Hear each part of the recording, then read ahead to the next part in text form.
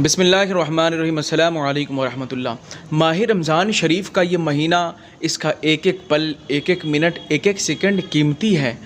इसका एक एक लम्हा बाबरकत बामुहज़्ज़ब है।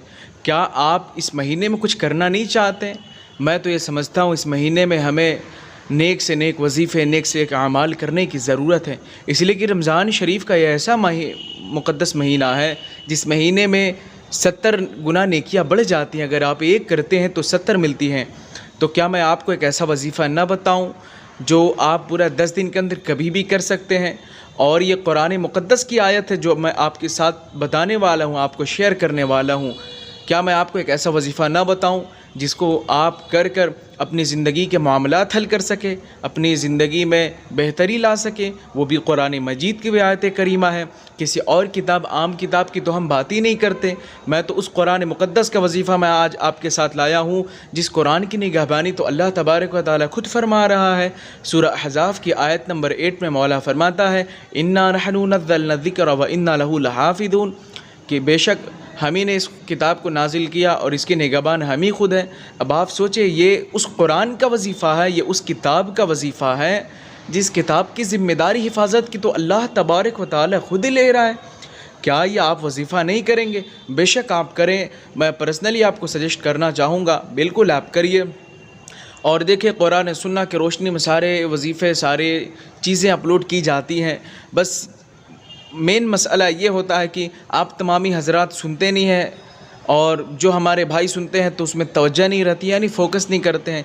मैं समझता हूँ इस मुक़द्दस महीने में एक एक जिसका लम्हा कीमती हो, एक एक सेकंड इसकी इतना मोतबर हो, एक एक घंटे इसके इतने मोतबर हैं, तो इस महीने में अगर हम अपनी ज़िंदगी के लिए कुछ ना किए, अपने लिए कुछ ना किए, अपनी फ़ैमिली के लिए अगर हम कुछ भी ना किए, तो मैं समझता हूँ कि ज़िंदगी का आप एक अहम हिस्सा छोड़ने वाले हैं। आप ज़िंदगी के एक अहम पहलू को छोड़ रहे हैं कि आप अपनी ज़िंदगी में कोई अहम चीज़ें न करें। बेहतर तो ये है कि इस महीने में, ये महीना चंद दिनों का मेहमान है। आज रमज़ान शरीफ की 18 तारीख़ हो गई। आज रमज़ान शरीफ की 18 तारीख़ हो गई। क्या इस महीने में और चंद दिन बाकी है इस महीना को ख़त्म होने में और इस मेहमान को जाने में? तो क्या आप इस मेहमान को यूँ जाने देंगे? क्या इस मेहमान से कुछ फ़ायदा ना उठाएंगे? बिल्कुल उठाना चाहिए। ये मेहमान तो वो है, और इस मेहमान की फ़जीलत मैं क्या बयान करूँ। यानी रमज़ान शरीफ ये मेहमान है, ये एक महीने के लिए आता है हम मुसलमानों के दरमियान। हो सके अगले साल हम में से कोई ज़िंदा ना हो सके आज मैं आपके सामने गुफ्तगू कर रहा हूँ, कल की सुबह हमारी आँखें न खुले, मैं इस दार फ़ानी से कुछ कर जाऊँ। हो सकता है आप तमामी हज़रात में से कोई अहबाब कल की तारीख़ में उनकी आँख न खुले, कल वो उनकी रूह परवाज़ कर जाए, कल वो इस दार फ़ानी से चले जाएं। तो ज़िंदगी का कोई भरोसा नहीं है।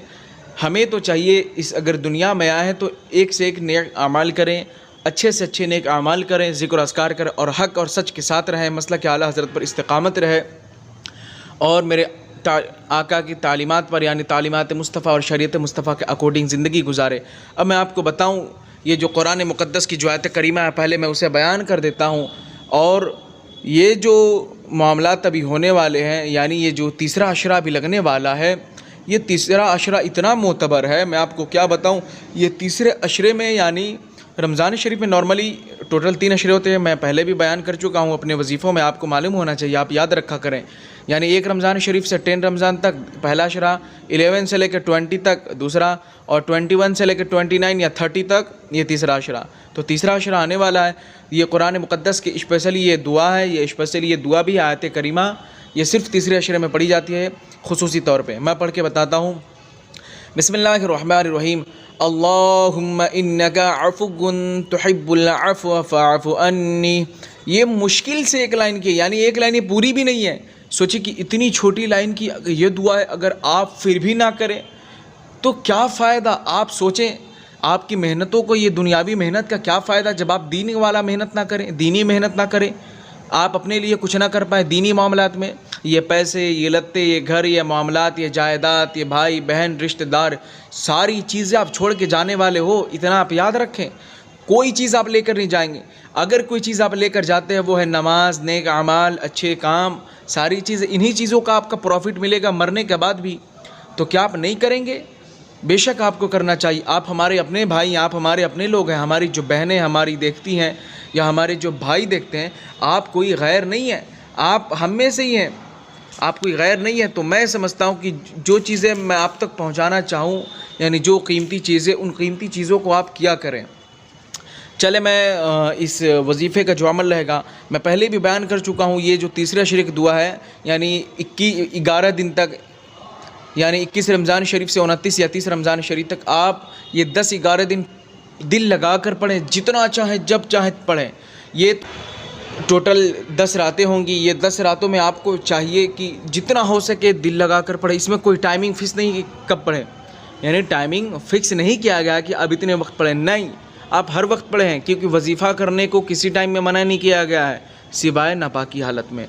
तो आप कभी भी करें, बिल्कुल करें, और दिन में जब भी मौका मिले फ़ौरन पढ़ा करें और इसे याद भी कर ले हमेशा के लिए। अब जो इसका तरीक़ा कार रहेगा वो नॉर्मली है। अगर आप नॉर्मली पढ़ने की नीयत से पढ़ रहे हैं, सवाब की नीयत से, कफ़ारे की नीयत से, और मैं बता दूं तीसरे अशरे की जो हदीस पाक में इसके रिलेटेड से क्या बातें आई हैं। मेरे आका करीम रसूल पाक, हम लोगों की दिलों की ठंडक, नबी पाक सल्लल्लाहु तआला अलैहि वसल्लम आका फरमाते हैं, सही इब्न खुज़ैमा की हदीस मैं पहले भी बयान कर चुका हूँ। ये रमज़ान शरीफ का जो तीसरा हिस्सा है, यानी ये तीसरा हिस्सा, इसे थर्ड अशरा भी कहते हैं। तो इस हिस्से के बारे में मेरे हुजूर फरमाते कि जहन्नम से खुलासी का, यानी जहन्नम से आज़ादी का है। तो इस अशरे में तो हमें बहुत चाहिए, ज़्यादा से ज़्यादा पढ़ें। यानी जो हमने अभी आयत मुबारक तिलावत की से चाहिए कि ज़्यादा से ज़्यादा पढ़ें। मैं स्क्रीन पर भी लगा दूँगा, ज़्यादा से ज़्यादा पढ़ें। अगर आप पढ़ने की नीयत से नॉर्मली करें तो आप हमेशा पढ़ा करें, कोई नहीं है। लेकिन अगर वजीफ़ा करने की नीयत से करें, यानी वजीफ़ा का दिल में इरादा कर लें, तो फिर तो आपको यानी गिनना पड़ेगा, यानी काउंटिंग करनी होंगी। इस बात को जहन में रखें। चले, मैं आपको नॉर्मल सा प्रोसेस है, छोटा सा मैं बता दूं, पहले भी बयान किया था। बेहतर होगा कि अगर आप खड़े हों या इधर उधर हों, घूम फिर रहे हो, तो वहाँ से हट जाएं, एक जगह बैठ जाएं एकदम सहूलियत के साथ, जिसमें आराम व सुकून, कंफर्टेबल, लुत्फ़अंदोज़ होकर बैठें। बैठने के बाद आप सबसे पहले कुछ करें या ना करें, औज़ुबिल्लाह शरीफ, बिस्मिल्लाह शरीफ एक मरतबा हल्की सी ऊँची आवाज़ में पढ़ें। इतना पढ़ें आप, यानी आवाज़ आपकी इतनी होनी चाहिए कि आप खुद सुन सकें। यानी आप इतना ना पढ़ें कि आपकी कानों तक खुद ही आवाज़ ना जाए, यानी मुंह में ना पढ़ें। आवाज़ इतनी होनी चाहिए कि आपकी कानों तक पहुँचे। औज़ुबिल्लाह शरीफ, बिस्मिल्लाह शरीफ पढ़ लीजिए। फिर उसके बाद यही वाली लाइन पढ़नी है, मैं पढ़ देता हूँ फिर से आपकी आसानी के लिए, क्योंकि आप हमारे अपने लोग हैं। बिस्मिल्लाहिर्रहमानिर्रहीम। अल्लाहुम्मा इन्नका अफ़ुव्वुन तुहिब्बुल अफ़्व फ़अफ़ु अन्नी। ये मुश्किल से एक लाइन की, मैं बता रहा हूँ, मुश्किल से एक लाइन की। देखिए, मैं स्क्रीन पर लगाऊंगा तो आप देखेंगे, मुश्किल से एक लाइन की। इसे आप पढ़िए, औज़ुबिल्लाह शरीफ, बिस्मिल्लाह शरीफ पढ़ लें, फिर दुरूद पाक भी पढ़ लीजिएगा। अब इसमें मैं आज आपको नहीं कहूँगा कितने बार पढ़ें, नहीं, आप खुद से डिसाइड कर ले, क्योंकि आप उतने लंबे अरसे से आप मेरी वीडियो देख रहे हैं। यानी लंबे अरसे से मुराद ये है कि 2 महीने से, 2 महीना हुआ इस चैनल को ओपन हुए, उतने वक्त से आप मेरी वीडियो देख रहे हैं, तो इतना तो मालूम होगा कि दुरूद पाक कितनी मरतबा पढ़ने के लिए मैं बोलता हूँ बराबर। तो आप खुद से पढ़ लें। फिर ये जो हमने दुआ बताई, कम से कम इसको 200 मरतबा, 300 मरतबा, जितना हो सके कोशिश करिए 200 प्लस पढ़ने की, पढ़ लीजिए। फिर दुरूद पाक पढ़ लीजिए जितना पढ़े होंगे या आपने जितना इरादा किया। पढ़ने के बाद फिर उसके बाद जहाँ पर भी आप ये करें, कुर्सी पर हो, चाहे आप नॉर्मली बैठे हों या कोई भी अच्छी जगह बैठो, वहीं से ख़त्म करने के बाद अल्लाह तबारक व तआला के बारगाह में दुआ करिए। और सिर्फ़ अपने लिए, सिर्फ़ अपने जुगाड़ में मत रहिए, नहीं, हम सारे लोगों के लिए करिए, हालातों के लिए करिए। ख़ास तौर पे मैं बराबर कहता हूँ, देखें उस आशिक़ रसूल को अपना भूलें जिनका नाम मौलाना कमर गनी उस्मानी साहब क़िबला मक़दसहुन नूरानी है। अभी फ़िलहाल सलाख़ों के पीछे है, यानी जेल में। हज़रत के लिए दुआ करें। उस आशिक़ रसूल ने तहफ़्फ़ुज़ नामों से रिसालत के लिए ज़ालिमों के सामने वो नहीं झुके, उन्होंने आवाज़ उठाई। तो उस आशिक़ रसूल के लिए दुआ करें अपने वजीफ़े के बाद, जब भी दुआ करना चाहें। तो इन चीज़ों का ख्याल रखें। बस आज के लिए इतना ही, क्योंकि वीडियो काफ़ी लंबी हो गई, अराउंड 9 मिनट प्लस हो गई है। बस आज के लिए इतना ही, और ख्याल से सब्सक्राइब कर लें। जज़ाकल्लाहु खैरन कसीरा। अस्सलामु अलैकुम व रहमतुल्लाह।